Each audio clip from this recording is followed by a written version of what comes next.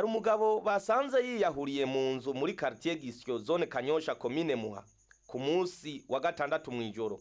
Uyo muntu bakaba basanze ikiziga ciwe caramaze kononekara. Aho twahashika kuri uno wa Mungu mu gatondo wakigwa n'umunuko mu nzu yiyahuriyemwo.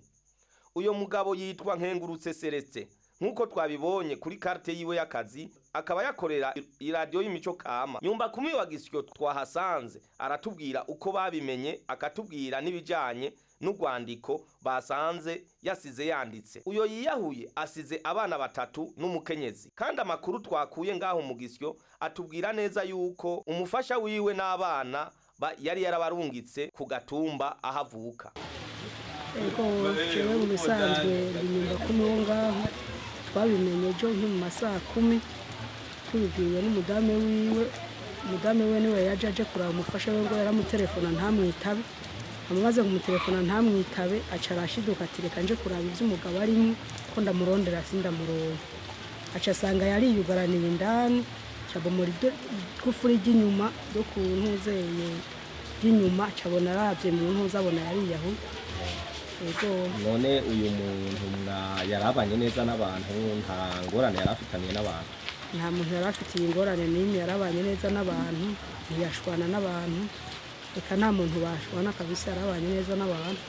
Mbe mumaze kwinjira mu nzu mwoba mwasanze hiki? Nta rwandiko yoba yarasize yorogo baruvuga ico catumye yiyahuye? Ego twararubonye urwandiko yararusize ariko ntiyashoboye kuvuga icatumye yiyahura. General narusomye narabaye mu barusomye twarasabye ngo bagiye dusome kugira tubibone. Ikintu nyamukuru naco yavuze icatumye yiyahura. Cyo yavuze ati je nabonye ubuzima bwanje bwo ngaha kwisi bwananiye, nashimye ko buherera ngaha. Ati mupfasoni wanje uranderera abana ibisigaye tuzohurira mu ico. Ego niryo jambo yahereje ko. Ego mu ncamake nivyo. Ego bahejeje baciye bamutwara hehe ko tubonye amaraso ari menshi mu nzu yaho yihagiyahuye?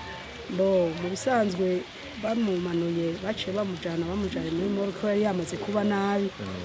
Bijya mwabonye nibaza ko ari byo bavyavuye muri we samaraso tereke ko yari yamaze kumera nabi n'ugomba gusanzara. Ego